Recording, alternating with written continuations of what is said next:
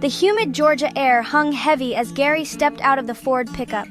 He took a deep breath, the smell of pine needles and red clay mixing with the sounds of the night.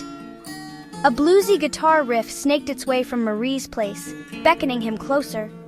He could feel the rhythm in his chest, a steady beat beneath the murmur of voices and clinking glasses. 14 years old and already, this place felt like home.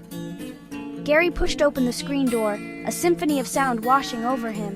The air inside was thick with cigarette smoke, swirling under the dim red lights. He saw familiar faces huddled around tables, their laughter punctuated by the sharp clack of dominoes. His gaze swept over the room, finally landing on his mother, Marie, her blonde hair pulled back tight, her smile weary but warm. About time you graced us with your presence, son. Old man Jackson chuckled, never looking up from his hand.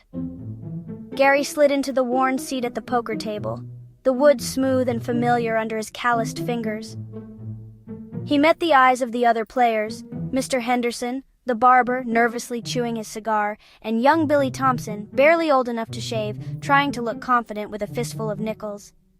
Gary grinned, tossing a handful of change onto the table. Gary Revel.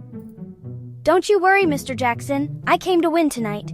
The game was 5-card draw, played for pennies and bragging rights. But for Gary, it was a chance to escape, to be one of the men, even if just for a little while.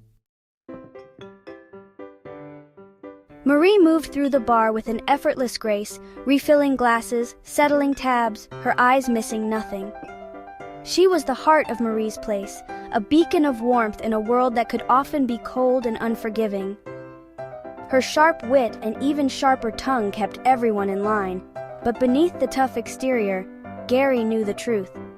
She was a mother first, her love for her sons fierce and unwavering. Gary, baby, make sure these fellas are behaving themselves. Marie winked, placing a plate of cornbread on their table.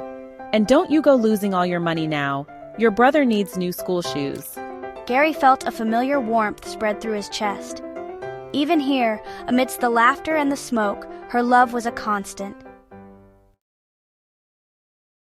The night wore on, the music shifting from soulful blues to a faster, more frenetic rhythm. A new group of men sauntered in, their laughter louder, their eyes harder. Gary recognized them from the army base nearby, their uniforms crisp, their postures rigid. One of them, a tall man with a cruel smile and eyes that seemed to see everything, locked eyes with Gary. He felt a shiver run down his spine. Suddenly, a scuffle broke out by the bar.